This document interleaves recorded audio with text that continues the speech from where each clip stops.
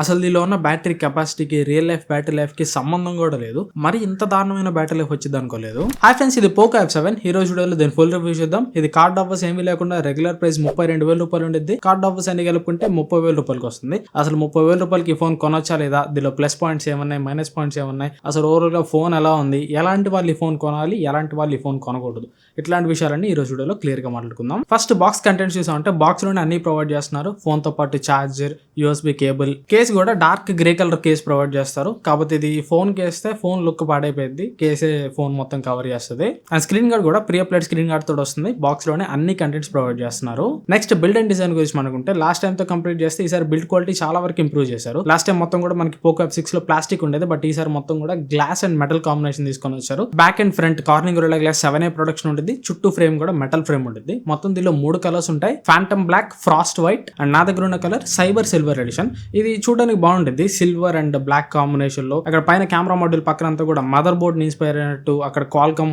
Processor logo ఇచ్చి చూడడానికి కొంచెం యూనిక్ గా ఉంటుంది. బట్ దీని మీద లిమిటెడ్ ఎడిషన్ అని చెప్పి మెన్షన్ చేశారు. బట్ ఇదేం లిమిటెడ్ ఎడిషన్ కాదు, ఎందుకంటే ఫ్లిప్కార్ట్ లో నార్మల్ గా రెగ్యులర్ ఫోన్స్ అన్నిటితో పాటు ఇది కూడా సేల్ కి వస్తుంది. అండ్ కిందంతా కూడా సిల్వర్ కలర్ గ్లాస్ ఫినిషింగ్ ఉంటుంది. ఇది గ్లాస్ ఫినిషింగ్ కాబట్టి ఫింగర్ ప్రింట్స్ బాగా అట్రాక్ట్ చేస్తుంది. కంటిన్యూస్ గా మీరు దీన్ని తుడుచుకుంటారే ఉండాలి. అండ్ వెయిట్ చాలా ఎక్కువ ఉంది, దగ్గర 225 గ్రామ్స్ ఉంది. కేస్ వేస్తే అది 246 గ్రామ్స్ దాకా వెళ్తుంది. థిక్నెస్ కూడా చాలా ఎక్కువ ఉంది, దగ్గర 1/2 kg బరువు ఉంది. 1/2 kg బరువు అంటే నేను ఈ మధ్య కాలంలో ఇంత వెయిట్ ఉన్న ఫోన్స్ ఎప్పుడు వాడలేదు. ఈ ఫోన్ నాకు ఒక 4 రోజులు వాడేసరికి చెయ్యి నొప్పి పడుతుంది. ప్రస్తుతం ఈ వీడియోలో ఫోన్ పట్టుకోవడానికి కూడా ఈ చెయ్యి అంతా పెయిన్ వస్తుంది నాకు, ఎందుకంటే నేను iPhone 13 వాడతా, చాలా లైట్ వెయిట్ ఉంటుంది. అండ్ నేను వాడే సెకండరీ ఫోన్స్ అన్ని కూడా లైట్ వెయిట్ ఫోన్సే వాడతాను. ఈ మధ్య కాలంలో ఇంత వెయిట్ ఉన్న ఫోన్ నేను ఎప్పుడు పట్టుకోవాలా, సో హ్యాండ్ పెయిన్ వచ్చేసింది. ఒకవేళ మీరు కానీ లైట్ వెయిట్ ఫోన్స్ నుంచి దీనికి అప్గ్రేడ్ అవ్వాలనుకుంటే వెయిట్ ని మైండ్ లో పెట్టుకోండి, చాలా ఎక్కువ వెయిట్ ఉంది, పెయిన్ వచ్చేసింది. అండ్ మళ్ళీ చాలా మందికి పనుకునే ముందు ఫోన్ ఇలా ముఖం మీద పెట్టేసుకొని రీల్స్ స్క్రోల్ చేసుకోవడం అలవాటు. అలా మీరు కానీ స్క్రోల్ చేస్తున్నప్పుడు పొరపాటున జారి మీ ముఖం మీద పడిందా, మీ ముక్కు పగిలిపోవడానికి ఛాన్స్ ఉంటుంది, జాగ్రత్తగా ఉండండి. నెక్స్ట్ దీనిలో మెయిన్ హైలైటింగ్ పాయింట్ దీని పర్ఫార్మెన్స్. ఇది స్నాప్డ్రాగన్ 8s Gen 4 ప్రాసెసర్ తోటి వస్తుంది.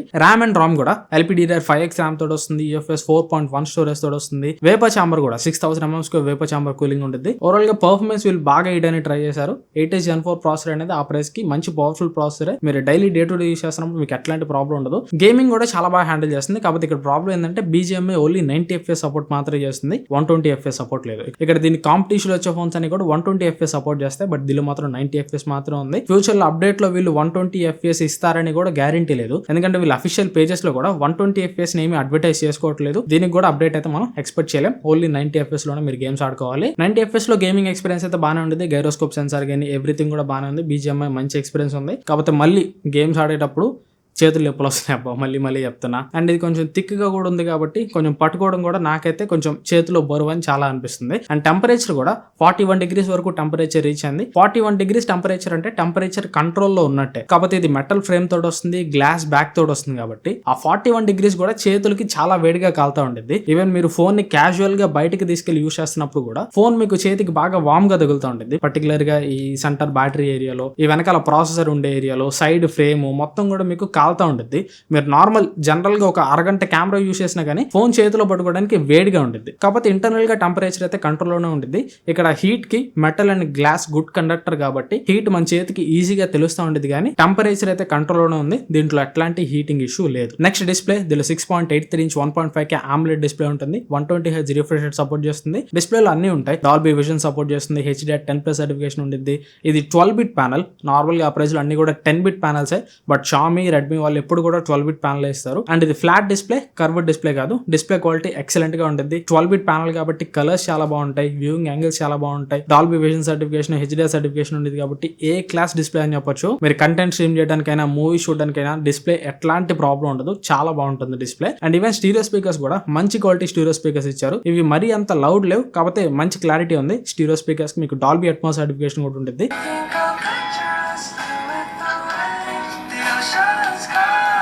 మల్టీమీడియా ఎక్స్పీరియన్స్ అయితే మాత్రం దీనిలో ఎక్సలెంట్ గా ఉంటుంది. డిస్ప్లే అండ్ స్టీరియో స్పీకర్స్ అయితే ఏ క్లాస్ ఉంటాయి. అండ్ నెక్స్ట్ బ్యాటరీ, ఇది ఇండియాలోనే బిగ్గెస్ట్ బ్యాటరీ తోటి వస్తుంది, పేరుకు మాత్రమే. దీనిలో 7550 mAh బ్యాటరీ ఉంటుంది. 90 watt ఫాస్ట్ ఛార్జింగ్ సపోర్ట్ చేస్తుంది. ఇక్కడ నాకు బ్యాటరీ లైఫ్ అయితే చాలా తక్కువ వచ్చింది. నేను ఫస్ట్ టైం యూస్ చేస్తున్నప్పుడు సరే కొత్త ఫోన్ కదా, బ్యాటరీ సైకిల్ కంప్లీట్ కాక బ్యాటరీ లైఫ్ ఎంత దారుణంగా వస్తుంది అనుకున్నాను. కానీ నేను ఈ ఫోన్ రివ్యూ చేశాను రోజుల్లో దాదాపు 4-5 సార్లు బ్యాటరీ సైకిల్ కంప్లీట్ చేశాను. అంటే దాదాపు 4 సార్లు 0 to 100% ఛార్జ్ చేశాను. అయినా కానీ బ్యాటరీ లైఫ్ నాకు ఇంప్రూవ్ కాలేదు. చూడొద్దు. ఇక్కడ నేను 2 కేసెస్ లో చెక్ చేశాను. ఒకసారి వచ్చేసరికి నాకు 2 రోజులు డిజిటల్ వెల్ బీయింగ్ ఇక్కడ వేస్తున్నా చూడండి, 2 రోజులది కలుపుకుంటే 7.5 hours దాకా వచ్చింది. అండ్ ఇంకోటి దాదాపు ఒక రోజులో కంప్లీట్ చేశాను, 5.5 hours మాత్రమే, 5 hours 25 minutes మాత్రమే బ్యాటరీ లైఫ్ వచ్చింది, 19% ఛార్జింగ్ మిగిలింది. మరి ఇంత తక్కువ బ్యాటరీ లైఫ్ ఏంటి భయ్యా? సరే డిజిటల్ వెల్ బీయింగ్ ఒక్కోసారి సరిగ్గా క్యాలిక్యులేట్ చేయదు. ఎట్లా అంటే డిజిటల్ వెల్ బీయింగ్ మనం ఫోన్ వాడుతున్నప్పుడు ఇట్లా డిస్ప్లే ఆల్ లో ఉన్న టైం ను మాత్రమే క్యాలిక్యులేట్ చేస్తుంది. డిస్ప్లే ఆఫ్ లో ఉండి కాల్స్ మాట్లాడుతున్నప్పుడు ఇలా కాల్స్ మాట్లాడుతున్నాం అనుకోండి,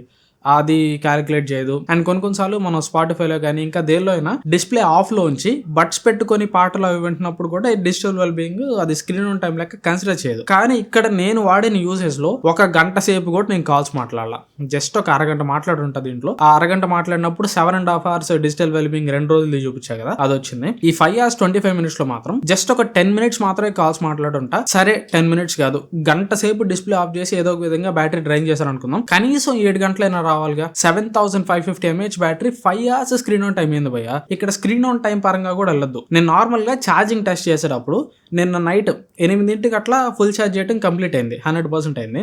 నిన్న నైట్ 8 గంటల నుంచి యూజ్ చేస్తున్నాను. ఈ రోజు మధ్యాహ్నం 3 గంటలకో 4 గంటలకో నాకు బ్యాటరీ 20% వచ్చేసింది. మరి ఎంత తక్కువ బ్యాటరీ అయింది? కనీసం ఫుల్ 24 hours కూడా రాలా. ఈ మధ్యలో మనం నైట్ మొత్తం నిద్రపోతాం మళ్ళీ. అండ్ ఇంకోటి నేను గమనించాను, స్టాండ్ బై మోడ్ లో కూడా ఓవర్ నైట్ నేను చెక్ చేసినప్పుడు ఓవర్ నైట్ 10% వరకు బ్యాటరీ డ్రాప్ అయింది. సో దీనిలో అయితే బ్యాటరీ డ్రైనింగ్ ఇష్యూ ఉంది. అది నా ఒక్క యూనిట్ లోనే ఉందా, అన్ని యూనిట్స్ లో ఉన్నాయా అనేది నాకు తెలియదు. ఎందుకంటే నేను యూట్యూబ్ లో అదర్ రివ్యూస్ కూడా చూసాను, ఎవరు కూడా బ్యాటరీ డ్రైన్ ఇష్యూ గురించి ఒక్కరు కూడా మెన్షన్ చేయలేదు. నా ఫోన్ లో ఏదైనా ప్రాబ్లం ఉందా ఇవన్నీ నాకు తెలియదు. నా ఫోన్ లో అయితే మాత్రం నేను బ్యాటరీ డ్రైన్ ఇష్యూ నోటీస్ చేశాను. 7550 mAh బ్యాటరీ, జస్ట్ 5 hours మాత్రం నాకు స్క్రీన్ ఆన్ టైం ఇచ్చింది. ఇంకా కొద్దిగా ఎక్కువ మాట్లాడుకుంటే నాకు వచ్చిన వాటన్నిటిలోకి బెస్ట్ స్క్రీన్ ఆన్ టైం వచ్చరికి 7.5 hours మాత్రమే. అండ్ ఫాస్ట్ ఛార్జింగ్ టైం వచ్చరికి 1:10 వరకు టైం తీసుకునేది. నేను 17% ఉన్నప్పుడు ఛార్జింగ్ పెట్టాను, 100% కావడానికి 1 hour 5 minutes వరకు టైం తీసుకుంది. ఫాస్ట్ ఛార్జింగ్ టైం అయితే ఓకే, 90 watt ఇచ్చారు కాబట్టి ఓకే, 1 hour అనేది ఓకే. బట్ బ్యాటరీ బ్యాకప్ మాత్రం నాట్ ఓకే. నెక్స్ట్ కెమెరాస్, దీనిలో కెమెరాస్ నేను మరీ వర్స్ట్ ఉంటాయి అనుకున్నా, బట్ నేను ఊహించినంత వర్స్ట్ అయితే లేవు. బ్యాక్ సైడ్ 2 కెమెరాస్ ఉంటాయి. ప్రైమరీ కెమెరా 50 megapixel కెమెరా, ఇది Sony AMX882 sensor, optical image stabilisation తోడు వస్తుంది. Secondary camera 8 megapixel ultra wide camera ఉంటుంది. ఫ్రంట్ కెమెరా 20 megapixel కెమెరా ఉంటుంది. ఇది డే లైట్ లో ఫ్రంట్ అండ్ బ్యాక్ కెమెరాస్ రెండు కూడా పర్వాలేదు, మంచి పర్ఫార్మెన్స్ చేస్తాయి. రెండిట్లో కలర్స్ బాగున్నాయి. కాకపోతే అప్పుడప్పుడు బ్యాక్ కెమెరా కలర్స్ ఎందుకో నాకు మిస్ కొడుతున్నాయి అనిపిస్తుంది. అక్కడ వైబ్రెన్స్ గానీ సాచురేషన్ గానీ కొంచెం మిస్ అవుతుంది. కొంచెం డీసాచురేటెడ్ కలర్స్ వస్తున్నట్టు నాకు అనిపించింది. కలర్స్ ఇంకొద్దిగా బూస్టెడ్ ఉంటే బాగుండేదేమో. బట్ ఓవరాల్ ఇమేజెస్ మాత్రం చూడడానికి డే లైట్ లో ఫ్రంట్ అండ్ బ్యాక్ కెమెరాస్ నుంచి బాగున్నాయి. జూమ్ చేసి చూసినా గానీ మంచి అమౌంట్ ఆఫ్ డీటెయిల్స్ ఉన్నాయి. ఇక లో లైట్ కి వెళ్తే కొంచెం హార్ష్ లైటింగ్ సిచువేషన్ లో ఫ్రంట్ అండ్ బ్యాక్ కెమెరాస్ రెండు స్ట్రగుల్ అవుతాయి. ఇక్కడ చూడొచ్చు వెనకాల నుంచి లైటింగ్ వస్తుంది, బ్యాక్ కెమెరా సరిగ్గా క్యాప్చర్ చేయలేకపోయింది. అక్కడ అసలు ఉన్న మనిషి కూడా సరిగ్గా కనిపించట్లేదు. అదే ఒకవేళ డైరెక్ట్ గా మీ మీద లైట్ పడుతుంటే మాత్రం మంచి ఇమేజెస్ క్యాప్చర్ చేస్తుంది. జూమ్ చేసి చూసినా కానీ డీటెయిల్స్ పర్వాలేదు. ఇదే సిచువేషన్ లో ఫ్రంట్ కెమెరా అయితే మాత్రం కొంచెం స్ట్రగుల్ అవుతుంది. పర్టికులర్ గా ఫ్రంట్ కెమెరా ఇమేజ్ చూడడానికి బానే ఉంది కానీ జూమ్ చేసి చూసినప్పుడు మరి అంత ఎక్కువ డీటెయిల్స్ కనిపించట్లేదు. ఇక పోర్ట్రేట్ షాట్స్ అంటారు, డే లైట్ లో పోర్ట్రేట్ షాట్స్ చాలా బాగా క్యాప్చర్ చేస్తుంది, no problem at all. Back camera use చేసి 1x అండ్ 2x లో పోర్ట్రేట్ షాట్ తీసుకోవచ్చు. 2x పోర్ట్రేట్స్ బానే వస్తున్నాయి, పర్వాలేదు. ఫ్రంట్ కెమెరా పోర్ట్రేట్స్ కూడా బానే వస్తున్నాయి. ఇవే లో లైట్ లో కూడా కొంచెం మంచి లైటింగ్ ఉంటే మంచి పోర్ట్రేట్ షాట్స్ క్యాప్చర్ చేస్తుంది. ఇక వీడియో వచ్చరికి back side main camera use చేసి 4K 60 fps లో వీడియో రికార్డ్ చేయొచ్చు. ఈ video Poco F7 back camera record చేస్తున్నాను, 4K 60 fps లో రికార్డ్ చేయొచ్చు. అండ్ ఫోన్ నాకు ఒక 3 feet దూరంలో ఉంది. వీడియో క్వాలిటీ చెక్ చేయొచ్చు అండ్ ఆడియో క్వాలిటీ కూడా చెక్ చేయొచ్చు. పక్కన ట్రాఫిక్ శబ్దాలు వస్తున్నాయి, సో నా వాయిస్ ఎలా తీసుకుంటుంది అన్నా కూడా మీరు చెక్ చేయొచ్చు. అండ్ నడుస్తాను, ఒకసారి స్టెబిలైజేషన్ చెక్ చేయండి. అండ్ అటు తిరుగుతున్నప్పుడు ఎక్స్పోజర్ కూడా ఎలా అడ్జస్ట్ చేసుకుంటుందో చూడండి. ఇక్కడ వీడియో క్వాలిటీ ఒకసారి మీరు అబ్జర్వ్ చేయొచ్చు, అంత గొప్ప వీడియో క్వాలిటీ ఏం కాదు. అసలు మెయిన్లీ కలర్స్ అబ్జర్వ్ చేయండి. ఇక్కడ మెయిన్ ప్రాబ్లం ఏంటంటే కొన్ని లైటింగ్ సిచ్యువేషన్స్ లో వీడియో చాలా డార్క్ వస్తుంది.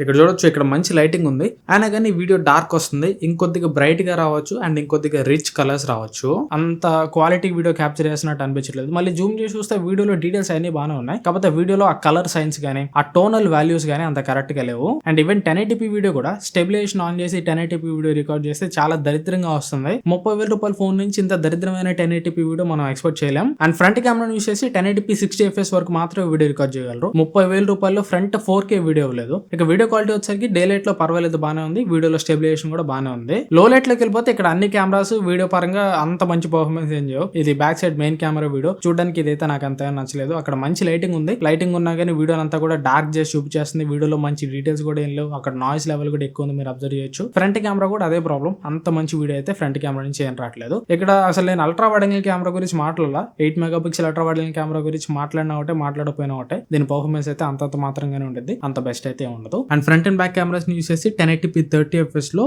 పోర్ట్రేట్ వీడియో రికార్డ్ చేయొచ్చు. ఇవి డే లైట్ లో బాగానే ఉంటాయి, లో లైట్ లో అంతగా ఎక్స్పెక్ట్ చేయలేం. ఓవరాల్ గా కెమెరా అయితే పర్వాలేదు, డే లైట్ లో ఫోటోస్ కి మాత్రం కెమెరా బాగానే ఉంటుంది. ఇక వీడియోస్ కోసమైనా లో లైట్ ఫోటోస్ కోసమైనా కెమెరా అయితే అంతేం బాగుండదు. ఓన్లీ డే లైట్ ఫోటోస్ వరకు మాత్రం పర్వాలేదు, మంచిగానే తీసుకోవచ్చు. ఇక సాఫ్ట్వేర్ రివ్యూ గురించి మాట్లాడుకుంటే out of the box Android 15 తోటి వస్తుంది. ఇక్కడ సాఫ్ట్వేర్ అప్డేట్స్ వచ్చరికి 4+6 years ప్రొవైడ్ చేస్తున్నారు. అండ్ సాఫ్ట్వేర్ ఎక్స్పీరియన్స్ గురించి మాట్లాడుకుంటే ఇక్కడ సెటప్ చేసేటప్పుడే నేను దీనిలో personalised ads, user experience programme, ఇక్కడ lock screen, wallpaper carousel ఇవన్నీ ఆఫ్ చేసుకున్నా కాబట్టి నాకు ఎక్కువ యాడ్స్ చూపించట్లేదు. యూఐ అయితే యాడ్స్ లేకుండా క్లీన్ గానే ఉంది. బట్ ఒకవేళ మీరు Xiaomi ఫోన్ వాడే వాళ్ళు అయితే యాప్ డ్రాయర్ లో సర్చ్ బార్ లోకి వెళ్ళినప్పుడు మీకు పైన యాడ్ రికమెండేషన్స్ అన్ని కనిపిస్తూ ఉంటాయి. నేను ఇక్కడ ఆ యాడ్స్ ఆఫ్ చేశాను కాబట్టి నాకు ఇక్కడ యాడ్ రికమెండేషన్స్ ఏం కనిపించట్లేదు, కానీ అక్కడ ఖాళీ స్పేస్ వదిలిపెట్టడం మీరు చూడొచ్చు. అక్కడ ఖాళీ స్పేస్ ఎందుకు వదిలిపెట్టింది? యాడ్లు చూపించడం కోసం. నేను ఇక్కడ ఈ ఫోన్లో యాడ్స్ ఆఫ్ చేసినప్పుడు ఆ ఖాళీ స్పేస్ వెళ్ళిపోవచ్చుగా, కానీ వెళ్ళిపోవాలి. ఎందుకంటే అక్కడ యాడ్స్ చూపించడం కోసం అది పనిగా Xiaomi వాడు ఆ ప్లేస్ ని కేటాయించి పెట్టుకున్నాడు. అలా పక్కకు తీసి పెట్టుకున్న ప్లేస్ నేను ఆప్షన్ ఆఫ్ చేసుకున్నా కానీ యాడ్స్ కోసం అది పనిచేసేది కాబట్టి అక్కడ అది బ్లాంక్ గా వదిలేశారు. ఇక్కడ మీకు అర్థమవుతుంది వీళ్ళ ఓఎస్ మేనేజ్మెంట్, వీళ్ళ ఓఎస్ ఎక్స్పీరియన్స్ ఎంత పూర్ గా ఉండిద్దో. అండ్ బ్లోట్వేర్ యాప్స్ కూడా నేను లెక్కేసా, 18-19 బ్లోట్వేర్ యాప్స్ వచ్చినాయి. అన్ని నేను అన్ఇన్స్టాల్ చేసుకున్నా, అన్ని యూజ్లెస్ యాప్సే. ఆ యూజ్ యాప్ అంటే ఫేస్బుక్ ఒకటి, లింక్డ్ఇన్ ఒకటి ఇస్తారు. అవి రెండు తప్పించి మిగతా అన్ని కూడా యూజ్లెస్ యాప్సే. సో ఓఎస్ ఎక్స్పీరియన్స్ అయితే అంత క్లీన్ గా ఉండదు. ఒకవేళ మీకు Xiaomi HyperOS అలవాటు అయితే ఓకే, మీకు బాగానే ఉంటుంది, కానీ కొత్తగా వెళ్ళే వాళ్ళు అయితే యూఐ మీకు అసలు ఏం నచ్చదు. అండ్ కాల్ సిగ్నల్స్ గురించి మాట్లాడుకుంటే కాల్ క్వాలిటీ బాగుంది, సిగ్నల్ రిసెప్షన్ బాగానే ఉంది. ఫోన్ మాట్లాడుతున్నప్పుడు ఇయర్ పీస్ నుంచి వచ్చే వాల్యూమ్ కూడా కరెక్ట్ గానే ఉంది, no problem at all. And call recording కూడా ఇది Xiaomi డైలాగ్ తోటే వస్తుంది. కాల్ రికార్డ్ చేసినా కానీ అవతల వాళ్ళకి రికార్డ్ చేసినట్టు ఏం వినిపించదు. అండ్ సార్ వాల్యూ వచ్చరికి హెడ్ సార్ వాల్యూ 0.828 W/kg ఉంటుంది, బాడీ సార్ వాల్యూ 0.859 W/kg ఉంటుంది. ఇంకా ఎక్స్ట్రా ఫీచర్స్ వచ్చరికి security purpose in display finger print scanner ఉంటుంది, NFC ఉంటుంది, IR ప్లాస్టర్ ఉంటుంది, IP రేటింగ్ కూడా IP66, 68, 69 3 రేటింగ్స్ ఉంటాయి. ఇది కంప్లీట్ వాటర్ రెసిస్టెంట్ ఫోన్ అనమాట. అండ్ ఈవెన్ హ్యాప్టిక్ ఫీడ్బ్యాక్ కూడా మంచి క్వాలిటీ హ్యాప్టిక్స్ మోటార్ వాడారు, హ్యాప్టిక్ ఫీడ్బ్యాక్ చాలా బాగుంది. సో ఇది ఓవరాల్ ఈ ఫోన్ గురించి ఫుల్ డీటెయిల్స్ అయితే. ఇంకా ప్రోస్ అండ్ కాన్స్ చూసా ఉంటాయి. 30,000 రూపాయల ప్రైస్ కి ఫస్ట్ ప్లస్ పాయింట్ దీనిలో బేస్ మోడల్ లో వచ్చే RAM and Ram storage. Base model 12GB తోటి తెస్తున్నారు. 12GB ర్యామ్ కావాలనుకున్న వాళ్ళకి అది ఒక ప్లస్ పాయింట్ అయింది. నెక్స్ట్ డిస్ప్లే ఒక ప్లస్ పాయింట్. ఇక్కడ వెయిట్ ఎక్కువ ఉన్నా సరే బిల్డ్ క్వాలిటీ కూడా బెటర్ గా ఇచ్చారు, ఫ్లాగ్షిప్ లెవెల్ ఇచ్చారు కాబట్టి అది కూడా ఒక ప్లస్ పాయింట్ కింద కన్సిడర్ చేయొచ్చు. అండ్ మూడోది పర్ఫార్మెన్స్ కూడా నార్మల్ హార్డ్వేర్ పరంగా చూసుకుంటే మొత్తం బాగానే ఇచ్చారు. 8 Gen 4 processor, high speed RAM, high speed storage, VC chamber అన్ని బాగానే ఉన్నాయి. ఇక కాన్స్ చూసుకుంటే only 90 FPS gaming, 120 FPS gaming లేదు, వెయిట్ ఎక్కువ ఉంది, బ్యాటరీ ఆప్టిమైజేషన్ సరిగ్గా లేదు, కెమెరా పర్ఫార్మెన్స్ లో లైట్ లో బాగాలేదు, అండ్ సాఫ్ట్వేర్ ఎక్స్పీరియన్స్ అంత బాగుండదు. అప్డేట్ ట్రాక్ రికార్డ్ కూడా పోకో వాళ్ళు అంత మంచి అప్డేట్స్ ఏమి ఇవ్వరు. అప్డేట్ ఇవ్వగానే రెడ్మీ పోకో ఫోన్స్ అన్ని కూడా ఇష్యూస్ రావడం మనం నోటీస్ చేస్తాం. బ్యాటరీ డ్రైన్ అని, అదని, ఇదని చాలా ఇష్యూస్ వస్తాయి. మరి దీనిలో ఆల్రెడీ బ్యాటరీ డ్రైన్ ఇష్యూ ఉంది. దీన్ని మళ్ళీ సాఫ్ట్వేర్ అప్డేట్స్ ఇచ్చి బాగా చేయటం అటు పెడితే నెక్స్ట్ అప్డేట్స్ తోటి ఇది ఇంకా దిగిపోయిద్దామా అని భయం వేస్తుంది నాకు. సో ఇట్లా దీనిలో ఉండాల్సిన ప్లస్ పాయింట్స్ దీనిలో ఉన్నాయి, కానీ దానికి తగ్గట్టు మైనస్ పాయింట్స్ కూడా ఉన్నాయి. ఈ ప్లస్ అండ్ మైనస్ పాయింట్స్ మీరు చూసుకోండి. మైనస్ పాయింట్స్ మీకు ఎఫెక్ట్ కొట్టవు. అప్డేట్స్ ట్రాక్ రికార్డ్ బాగాలేకపోయినా పర్లేదు, UI బాగాలేకపోయినా పర్లేదు, గేమింగ్ లో 90 FPS లేకపోయినా పర్లేదు, చేతిలో రాయి పట్టుకున్నట్టు ఉన్నా కానీ పర్వాలేదు అనుకుంటే ఈ ఫోన్ మీరు తీసుకోవచ్చు. ప్లస్ అండ్ మైనస్ పాయింట్స్ రెండు మీకు చెప్పాను. మైనస్ పాయింట్స్ మీకు ఎఫెక్ట్ కొట్టవు అనుకుంటే ఈ ఫోన్ మీరు ఖచ్చితంగా కన్సిడర్ చేయొచ్చు. 30,000 రూపీస్ కి మంచి ఫోన్ అనే చెప్పాలి. లేదు మైనస్ పాయింట్స్ మీకు ఎఫెక్ట్ కొడతాయి అంటారా, అలాంటప్పుడు iQOO Neo 10 దీంతో కంపేర్ చేస్తే మీకు బెటర్ అవ్వచ్చు. దీనిలో 120 FPS గేమింగ్ ఉంటుంది, వెయిట్ కూడా దీంతో కంపేర్ చేస్తే కొంచెం వెయిట్ తక్కువ ఉంటుంది. సింగిల్ హ్యాండ్ లో యూస్ చేస్తున్నప్పుడు కూడా ఎట్లాంటి ప్రాబ్లం ఉండదు. బట్ దీని లెవెల్ డిస్ప్లే దీంట్లో ఉండదు. అండ్ IP రేటింగ్ కూడా దీనిలో కంప్లీట్ వాటర్ రెసిస్టెంట్ రేటింగ్ ఉంటుంది. ఈ ఫోన్ అసలు వాటర్ రెసిస్టెంట్ ఫోనే కాదు, జస్ట్ IP65 రేటింగ్ మాత్రమే ఉంటుంది. బట్ పోకో F7 తోటి కంపేర్ చేస్తే ఇది కొద్దిగా తక్కువ వెయిట్ తోటి వస్తుంది, ఎందుకంటే దీనిలో అంతా కూడా ప్లాస్టిక్ బాడీ ఉంటుంది. అండ్ దీనిలో 120 FPS గేమింగ్ సపోర్ట్ ఉంటుంది. అండ్ దీంతో కంపేర్ చేస్తే దీనిలో బెటర్ కెమెరాస్ ఉంటాయి. దాన్ని బట్టి రెండు ఫోన్స్ లో ఫోన్ మీరు పిక్ చేసుకోవచ్చు. ఇది ఓవరాల్గా నా రివ్యూ అయితే. ఈ వీడియో మీకు ఎంత కొంత యూస్ఫుల్ అనుకుంటున్నాను. వీడియో నచ్చితే ఖచ్చితంగా లైక్ చేయండి. వీలైతే వీడియోని మీ ఫ్రెండ్స్ తోటి షేర్ చేయండి. ఇట్లాంటి మరెన్నో వీడియోస్ కోసం ఛానల్ సబ్స్క్రైబ్ చేసుకొని పక్కన బెల్ ఐకాన్ యాక్టివేట్ చేసుకోండి. దాదాపు 2 years బ్యాక్ నుంచి మార్కెట్లో లాంచ్ అవుతున్న ప్రతి ఫోన్ కొని బెస్ట్ వీడియోస్ ప్రొడ్యూస్ చేయడానికి నా సాయశక్తిలో ప్రయత్నిస్తున్నాను. వీడియోస్ లో ఎఫర్ట్ మీకు నచ్చిన, ఛానల్లో కంటెంట్ బాగుంది అనుకున్నా ఛానల్ సబ్స్క్రైబ్ చేసుకొని సపోర్ట్ చేయడానికి ట్రై చేయండి. మళ్ళీ నెక్స్ట్ వీడియోలో కలుస్తాను. Thanks for watching. Bye bye.